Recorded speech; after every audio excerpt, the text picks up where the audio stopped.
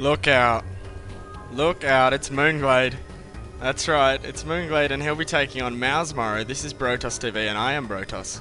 And this is the quarterfinal of the Intel Extreme Masters. You can get all those replays at esl-world.net. They even have them in a nice zip file actually. Really, really convenient. Credit goes to them. Over at Intel, I guess. At the IEM people. Now! What match is this? It's a quarterfinal, so the tournament format is really interesting. You have two groups of 6, and the top player from each group goes into the semi-finals.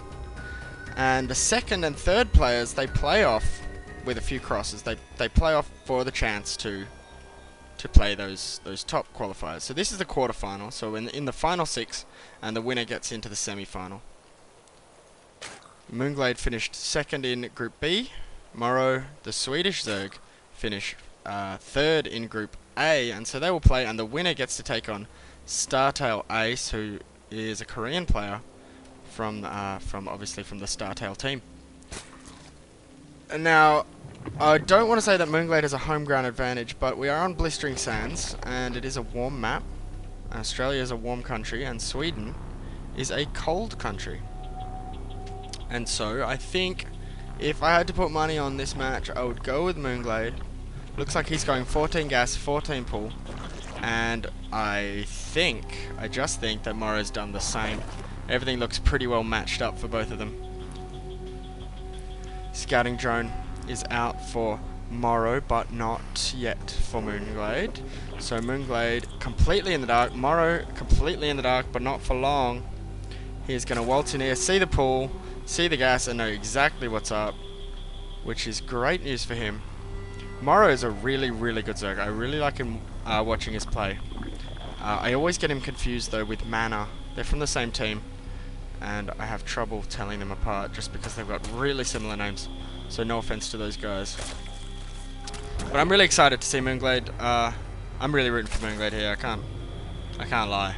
Come on, Glado. I was at a party the other night and some guy claimed to know Moonglade and said that one time he had lunch with Tasteless, and I just thought that guy was a liar. Both guys getting Zergling speed right when the spawning pool pops, and MorroW is no longer mining gas, so he's just pulled his drones off gas, but Glade has actually continued to mine gas, so that is interesting.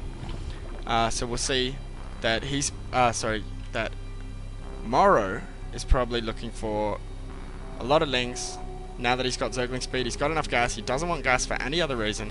He's only got 28 more gas, but Moonglade is continuing to mine gas. So he's going to try and get something else. And in fact, oh, I missed it completely. He's got himself a roach warren, and this is the kind of difference I'm talking about. Glade wants some roaches, and Mana does see the warren. On the other hand, MorroW has opted to get extra minerals for his expansion. Roach warren going up now for MorroW, who is now mining gas. So he is going to have, there's no bones about it, he is going to have a little more gas for pretty much the whole game. But MorroW getting this hatchery up, which is a huge deal, huge deal.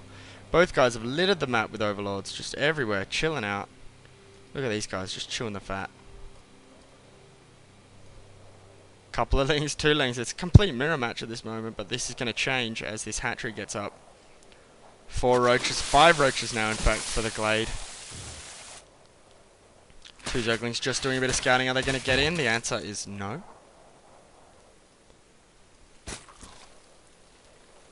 On the production tab, 4 roaches about to pop for MorroW. 4 more on the way for Moonglade, but he has a stack of roaches. He has 6, getting another 4. So he's going to have 10 roaches to 4. On the other hand, so in fact it's going to be 10 to 6. On the other hand, a few extra lings for MorroW. But there's just a small lull here, as MorroW's going to transfer drones soon, I think. He's actually going to wait. He might be a little worried about an attack. He is not yet getting a second queen. Interesting. He's choosing to build up an army.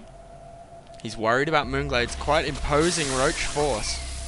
So he doesn't want to drone up too hard because he's got to get units, and he has got some units. He's got 8 roaches, and so he's gonna have a tough time defending this, I think. probably needs a spine crawler or two, would really help, but they're not going to pop in time. Oh, this isn't good. He needs some units, and he is making 2 roaches and 8 zerglings, but 12 zerglings on the way for Moonglade. And now these roaches are going to move in, and this is going to be a pretty important battle.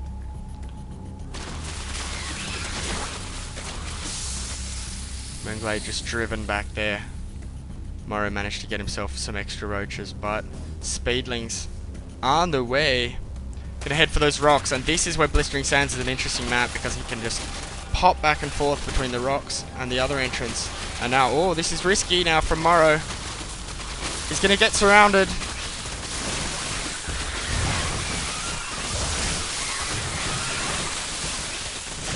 And this is actually looking good for MorroW now.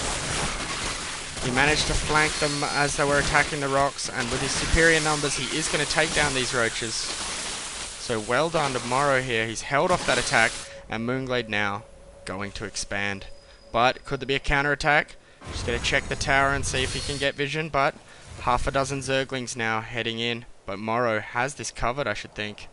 Moonglade, have you got a bad rally point? Oh. Some speedlings now going in, going to try and scout. What's there to see? Nothing really, just Roach Warren spawning pool.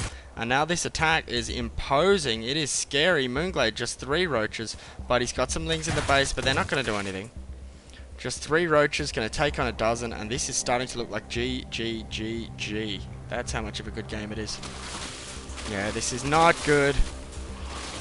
Spinecrawler walking down. I don't know what he's doing. He was planning to root himself down there, but now he's just like, oh, I am going to bail. Moonglade GG's and leaves the game. So round 1 goes to MorroW. Moonglade just came in and he was just parried here, went for the rocks, but MorroW managed to get a really nice big army of roaches and just powered past him. So let's move on to round 2.